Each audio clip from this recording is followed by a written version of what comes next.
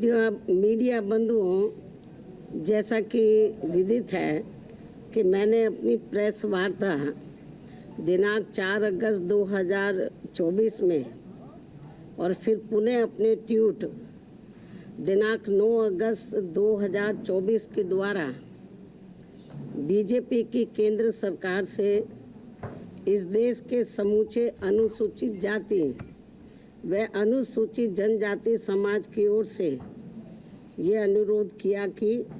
वर्तमान में चल रहे संसद सत्र में ही संविधान में संशोधन करके व कानून बनाते हुए देवेंद्र सिंह बनाम पंजाब राज्य के केस में माननीय सुप्रीम कोर्ट के दिनांक 1 अगस्त 2024 के आए निर्णय में, जिसमें कि एससी व एसटी वर्गों को आरक्षण देते समय क्रीमी लेयर लागू करने तथा इन वर्गों के लोगों का उप वर्गीकरण यानी कि सब क्लासिफिकेशन करके समूचे आरक्षण को ही इनके समूचे आरक्षण को एक प्रकार से खत्म कर दिया गया है, अर्थात निष्प्रभावी बना दिया गया है। इसके संबंध में अपनी बात रखी थी। इसी विषय पर कल दिनांक 9 अगस्त 2024 को टेलीविज़न के चैनलों में ये दर्शाया गया कि बीजेपी के एससी व एसटी के सभी सांसद माननीय प्रधानमंत्री जी से मिले हैं और उन्होंने भी प्रधानमंत्री जी को माननीय सुप्रीम कोर्ट के इस निर्णय से आरक्षण खत्म होने की स्थिति उत्पन्न हो गई है, इससे अवगत कराया, जिस पर माननीय प्रधानमंत्री जी ने उन्हें ये आश्वासन दिया कि एससी व एसटी वर्गों के आरक्षण में क्रीमी लेयर तथा उनका उप वर्गीकरण नहीं होने दिया जाएगा, इस पर गौर किया जाएगा। प्रधानमंत्री जी द्वारा अपने सांसदों को दिए गए इस आश्वासन के बारे में कई न्यूज़ चैनल पर प्रसारण होने पर फिर मैंने कल ही दिनांक 9 अगस्त 2024 को एक ट्वीट करते हुए कहा कि जो ये आश्वासन दिया गया है, अगर वो पूरा किया जाता है तो इसका हमारी पार्टी स्वागत करेगी। तथा इसी ट्वीट में मैंने ये भी कहा कि परंतु इस आश्वासन को तो तभी पूरा किया जा सकता है जब केंद्र सरकार वर्तमान में चल रहे संसद सत्र में ही एक संविधान संशोधन विधेयक लाकर माननीय सुप्रीम कोर्ट के इस निर्णय को निष्प्रभावी बनाते हुए ये प्रावधान लाती है कि एससी एवं एसटी वर्गों के आरक्षण के लिए इन जातियों को कभी भी उप वर्गीकृत नहीं किया जा सकेगा तथा इन पर क्रीमी लेयर भी लागू नहीं होने दिया जाएगा। और साथ ही मैंने ये भी कहा कि आज इस मामले में विषम स्थिति उत्पन्न ही ना होती अगर केंद्र सरकार ने अपने अटॉर्नी जनरल के माध्यम से माननीय सुप्रीम कोर्ट के समक्ष एससी व एसटी समाज के उप वर्गीकरण एवं क्रीमी लेयर के पक्ष में जोरदारी से अपने कथन न रखे होते। यदि उन्होंने ठीक ढंग से पैरवी की होती तो शायद ये ऐसी नौबत नहीं आती। और अब इसी सत्र में संविधान संशोधन न लाकर अचानक वर्तमान सत्र को ही तय की गई निश्चित तारीख के पूर्व ही कल दिनांक 9 अगस्त 2024 की शाम को अनिश्चित काल के लिए संसद जो है वो स्थगित कर दिया गया, जिससे कि माननीय सुप्रीम कोर्ट द्वारा दिया गया ये असंवैधानिक निर्णय बना रहे। और बीजेपी की केंद्र की सरकार की मंशा, जिसकी वकालत उन्होंने सुप्रीम कोर्ट में की थी, वह बनी रहे, जिसके तहत इस देश के समूचे एससी व एसटी वर्गों के लोगों को क्रीमी लेयर के बहाने तथा उनके बीच में उप वर्गीकरण करके उन्हें आरक्षण से ही हमेशा के लिए वंचित कर दिया जाए और इस प्रकार से फिर बिना संविधान बदले ही SC व ST वर्गों का आरक्षण हमेशा के लिए खत्म कर दिया जाए। एक और वर्तमान संसद सत्र को निश्चित तिथि से पूर्व ही समाप्त करना और दूसरी तरफ माननीय प्रधानमंत्री जी का ये हवाई आश्वासन देना कि माननीय सुप्रीम कोर्ट के इस निर्णय को नहीं लागू किया जाएगा और फिर इस मामले में कोई भी कदम न उठाना तथा कोई भी कार्रवाई आदि न करना, ये स्पष्ट रूप से दर्शाता है कि या तो माननीय प्रधानमंत्री जी द्वारा इस तरह का कोई आश्वासन अपने SC ST वर्गों के सांसदों को दिया ही नहीं गया है, या फिर ऐसा आश्वासन केवल इन वर्गों के लोगों को भ्रमित व गुमराह करने के लिए ही दिया गया है। और इसीलिए अभी तक आधिकारिक तौर से माननीय प्रधानमंत्री जी द्वारा प्रेस के माध्यम से या अपने कुछ सरकारी ट्वीट के माध्यम से इस आश्वासन की कोई पुष्टि नहीं की गई है। केवल आश्वासन दिया जब वो MPs लोग मिले हैं, लेकिन अलग से कोई सरकारी तौर पर उन्होंने ना कोई प्रेस के द्वारा इस संबंध में बताया, ना कोई उन्होंने अपना कोई ट्वीट जारी किया सरकारी तौर पे, जैसे वो करते रहते हैं। इन सब कारणों से आज इस देश में SC व ST वर्गों के रह रहे लगभग 40 करोड़ से ज़्यादा लोग पूर्व में कांग्रेस की रही सरकार की तरह ही वर्तमान BJP की केंद्र की सरकार के द्वारा भी अपने आप को काफ़ी ठगा सा महसूस कर रहे हैं, जिनको कि यहाँ वर्षों से छुआछूत एवं अनेकों अन्य शोषण व उत्पीड़न आदि सहने पड़े हैं और जो आज भी सहने पड़ रहे हैं, जिसकी वजह से ये लोग आज भी सामाजिक एवं आर्थिक तौर से पिछड़े हुए हैं, जिन्हें ये आरक्षण दिलाने का कार्य परम पूज्य बाबा साहब डॉक्टर भीमराव अंबेडकर द्वारा कांग्रेस पार्टी के भी विरोध के बावजूद अपने अथक प्रयासों से दिलाया गया है। जबकि केंद्र की सरकारों ने इस आरक्षण को खत्म करने के लिए समय समय पर लगातार अनेकों प्रयत्न किए हैं, जैसे कि सरकारी नौकरियों को खत्म करके कॉन्ट्रैक्ट के माध्यम से कार्य कराना, जिनमें उनके द्वारा नियुक्त कर्मचारियों पर कोई आरक्षण लागू नहीं होता है। सरकारी उपक्रमों अर्थात संस्थानों को निजी हाथों में बेचकर उनमें मिल रही लाखों की संख्या में नौकरियां, जिसमें SC व ST वर्गों को भी आरक्षण उपलब्ध था, वो भी खत्म कर देना। लाखों की संख्या में पदों को खाली करना। देश में लाखों पद जो कि SC व ST वर्गों के लिए आरक्षित थे, उन्हें सालों से खाली रखना और बाद में उन्हें समाप्त करके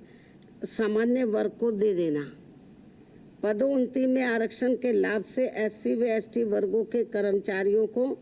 पहले ही माननीय सुप्रीम कोर्ट के एक पूर्व निर्णय जो कि नागराज के केस में दिया गया था, उसके तहत खत्म कर दिया गया था तथा जिस निर्णय को निष्प्रभावी बनाने के लिए संसद में संवैधानिक संशोधन विधेयक BSP के अथक प्रयासों से राज्यसभा में तो पारित हो गया था, परंतु उसके बाद वह लोकसभा में आज तक भी पास करने के लिए नहीं लाया गया है। और ये वही बिल है जिसको कि समाजवादी पार्टी ने अपने सांसदों के द्वारा कांग्रेस एवं BJP के साथ मिलकर संसद के अंदर ही फाड़ दिया था। और अब इसी प्रकार ही भाजपा की केंद्र सरकार ने अपने वकील अटॉर्नी जनरल के माध्यम से सुप्रीम कोर्ट में उप वर्गीकरण और क्रीमी लेयर के पक्ष में गलत दलीलें दिलवाई थी, जिसकी वजह से ही नागराज के निर्णय की तरह दविंदर सिंह बनाम पंजाब राज्य के केस में भी माननीय सुप्रीम कोर्ट द्वारा दिनांक 1 अगस्त 2024 को आरक्षण के विरुद्ध निर्णय दिया गया है, जिसका सीधा असर ये होने वाला है कि अब संपूर्ण SC व ST वर्गों को आरक्षण प्राप्त नहीं हो सकेगा, क्योंकि इस निर्णय के अंदर ऐसी व्यवस्था कर दी गई है कि अब पूरे देश में राज्य सरकारें अपने अपने राजनीतिक फायदे के हिसाब से SC व ST वर्गों के लोगों को आपस में ही लड़वाने का काम करेंगी और इन वर्गों के लोगों को जीवन भर कोर्ट कचहरी के ही चक्कर लगाने के लिए मजबूर कर देगी और फिर अंत में इनके सभी आरक्षित पद खाली पड़े रहने के कारण या तो ये पद खत्म कर दिए जाएंगे, अन्यथा इन्हें सामान्य वर्ग को ही दे दिया जाएगा। ऐसे में मेरी इस देश के सभी SC व ST वर्गों के सांसदों एवं MLA व MLC तथा अन्य राजनीतिक पदों पर बैठे लोगों से भी, चाहे वो किसी भी पार्टी से चुनकर आए हों, उन सभी से ये कहना है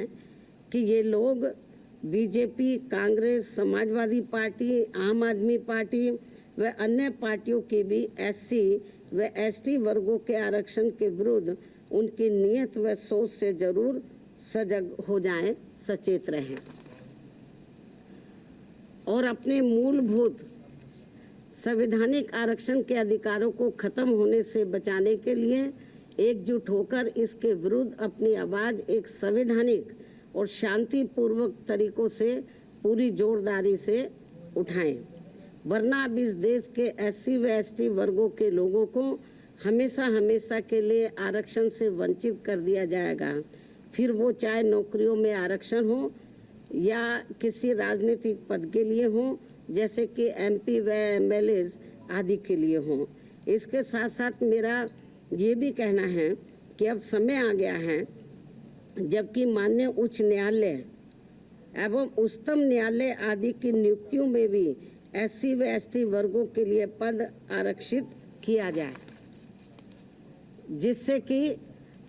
कि इन उच्च अदालतों में इन वर्गों के लोगों की भी बात सुनी जाए और समझी जाए और भविष्य में माननीय सुप्रीम कोर्ट द्वारा नागराज केस में दिए गए निर्णय एवं दिनांक 1 अगस्त 2024 को देवेंद्र सिंह बनाम पंजाब राज्य में दिए गए निर्णय की तरह के अन्य कोई और निर्णय SC व ST वर्गों के विरुद्ध देकर उनके संवैधानिक अधिकारों का हनन न किया जाए। इसके अलावा मेरा सावधानी के तौर पर SC व ST वर्गों के लोगों को ये भी कहना है कि दिनांक 1 अगस्त 2024 को माननीय सुप्रीम कोर्ट के द्वारा SC व ST वर्गों के आरक्षण के मामले में दिए गए निर्णय को लेकर अभी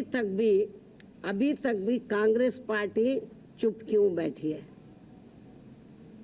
अभी तक भी कांग्रेस पार्टी चुप क्यों बैठी है? इन वर्गों को ये भी सोचने की बात है। इस पार्टी के बारे में इन वर्गों को ये भी सोचने की बात है। इसके साथ ही जहाँ जहाँ इस पार्टी की यानी कि कांग्रेस पार्टी की अपनी राज्य सरकारें हैं, तो वहाँ ये पार्टी अभी तक भी अपनी स्थिति क्यों नहीं स्पष्ट कर पा रही है? अर्थात वहाँ भी ये पार्टी चुप क्यों बैठी है? या फिर ये कहे कि हम इस निर्णय को यानी कि कांग्रेस पार्टी इस निर्णय को ही मानते हैं और इस पर ही अमल करते हैं जो अभी 1 अगस्त 2024 को माननीय सुप्रीम कोर्ट ने दिया है। इसके साथ साथ आम आदमी पार्टी, जिनकी पंजाब व दिल्ली में भी इनकी अपनी सरकार है, ये पार्टी भी इस मामले में अपनी स्थिति स्पष्ट करे कि ये पार्टी इस निर्णय को वहाँ लागू करेगी या नहीं। इस प्रकार इन पार्टियों की भी इस दोगली नीति से SC व ST वर्गों के लोग जरूर सावधान रहें, जिन्होंने इस बार देश में 18वीं लोकसभा के हुए आम चुनाव में खासकर आरक्षण व संविधान को बचाने के नाम पर इन वर्गों का वोट हासिल करके अपनी अधिकांश सीटें जीत ली हैं, अपनी अधिकांश सीटें जरूर जीत ली हैं और अपनी एकमात्र हितैषी पार्टी BSP को नुकसान पहुंचा दिया है। और अब अंत में मेरा इन जैसी अन्य सभी पार्टियों से भी यही अनुरोध है कि वे भी इस देश के करोड़ों SC व ST वर्गों के लोगों के समक्ष इस निर्णय के मामले में अपनी अपनी पार्टी का स्टैंड जल्दी ही स्पष्ट करें ताकि सही स्थिति इन वर्गों के सामने आ सके। बाकी जो पार्टियां चुप बैठी हुई हैं अपनी स्थिति स्पष्ट करें। चुनाव में तो ये बड़ी बड़ी बातें कर रहे थे संविधान बचाने की, आरक्षण बचाने की। अब ये जो 1 अगस्त को जो अभी रिसेंटली अभी जो निर्णय आया है उस निर्णय पर तो अब ये संविधान नहीं दिखा रहे किसी को। अब ये आरक्षण की बात नहीं कर रहे हैं कांग्रेस पार्टी एंड कंपनी के लोग और भी पार्टियों के लोग, तो अभी नहीं ये संविधान की बात कर रहे ना इनके आरक्षण की बात कर रहे। तो इसलिए मेरा यही कहना है इन सभी पार्टियों से, चाहे बीजेपी है, कांग्रेस है, केवल आश्वासन देने से बीजेपी की ओर से आश्वासन आया, माननीय प्रधानमंत्री जी द्वारा केवल आश्वासन आया है। आश्वासन से काम नहीं चलेगा। इन लोगों को SC ST वर्गों को जो इस फैसले से, इस निर्णय से नुकसान हो रहा है तो उस पर वो अपना सही स्टैंड ले। और ये कोई केवल आश्वासन से या गौर करने से, माननीय प्रधानमंत्री जी ने जो कहा है कि हम गौर करेंगे, आश्वासन दिया, उससे काम नहीं चलेगा। इसका बड़ा भारी नुकसान इन वर्गों के लोगों को हो रहा है। बेहतर तो यही होता कि कल जो इन्होंने 2-3 दिन पहले ही संसद के दोनों सत्र जो इन्होंने अनिश्चित काल के लिए स्थगित कर दिए हैं, बेहतर यही होता कि इसको ये अनिश्चित काल की बजाय तो ये थोड़े समय इसको ये नहीं करते, इसको कंटिन्यू रखते और 5-6 दिन के बाद पूरी तैयारी करके तो ये संशोधन विधेयक को ये पार्लियामेंट में इस मामले को लेकर पार्लियामेंट में संशोधन विधेयक ये लाते, लेकिन नहीं लाए। तो इसलिए मेरा माननीय प्रधानमंत्री जी से भी यही कहना है कि यदि आपकी इन वर्गों के मामले में नियत साफ है तो आप अपने और मामलों में तो समय से पहले हाउस बुला लेते हैं, तो आप कभी भी हाउस बुला सकते हैं, अपनी तैयारी करें। और ये जो 1 अगस्त 2024 को जो माननीय सुप्रीम कोर्ट का निर्णय आया है तो इस निर्णय को निष्प्रभावी बनाएं, हाउस बुलाएं मतलब, और मालूम भी पड़ जाएगा कि हाउस में सभी दलों का क्या स्टैंड है। और मुझे क्या लगता है कि ये इनको जल्दी करना चाहिए, ये ठीक नहीं है। वरना जिन राज्यों में अब जिन राज्यों में जल्दी ही विधानसभा के आम चुनाव होने वाले हैं तो इन वर्गों के लोग ना बीजेपी को माफ़ करेंगे, ना कांग्रेस को, ना अन्य पार्टियों को माफ़ करेंगे, क्योंकि इन्होंने इस बार जो 18वीं लोकसभा के आम चुनाव हुए हैं उसमें इन वर्गों के लोगों के साथ बड़ा विश्वासघात किया, धोखा दिया है। इनको कहा कि हम संविधान बचाएंगे, आरक्षण आपका खत्म हो जाएगा। अब ये चुप क्यों हैं? अब ये लोग चुप क्यों हैं? तो लेकिन इससे साफ जाहिर है ना ये संविधान को बचाने वाले हैं ना आरक्षण को बचाने वाले हैं। अब ये समझ में नहीं आ रहा आरक्षण को लेकर ये जो संविधान को दिखाते घूम रहे थे सभी पार्टियों के लोग, अब क्यों नहीं संविधान को दिखा रहे हैं? अब क्यों नहीं आरक्षण की बात कर रहे हैं कि इनका आरक्षण जो निष्प्रभावी हो गया है तो इसको प्रभावी बनाने के लिए इनको पार्लियामेंट का सत्र जल्दी ही शॉर्ट नोटिस में इनको बुलाना चाहिए और अपनी स्थिति बीजेपी की सरकार को क्लियर करनी चाहिए और बाकी पार्टियों को भी अपना स्टैंड क्लियर करना चाहिए, क्योंकि ये कुछ ज़रूरी बातें कहने के लिए मैंने आज आप लोगों को तकलीफ दी है। हालांकि इससे भी मैंने पहले प्रेस बुलाई थी, लेकिन अब जो हालात जो स्थिति सामने आ रही है, कल मैंने ट्वीट भी किया, लेकिन ट्वीट में सारी बातें नहीं आ सकती हैं, ट्वीट में सारी बातें नहीं आ सकती है। इसलिए फिर मैंने सोचा कि मैं मीडिया बंधुओं के समक्ष जाकर अपनी पार्टी की सही स्थिति आप लोगों के सामने इस संबंध में रखूं, इसलिए आज मैंने आप लोगों को तकलीफ दी है। इन्हीं जरूरी बातों के साथ अब मैं अपनी बात यहीं समाप्त करती हूं। धन्यवाद। जय भीम व जय भारत। न्यूज नेशन अब व्हाट्सएप पर खबरों की ताजा अपडेट के लिए न्यूज नेशन के इस QR कोड को स्कैन करें।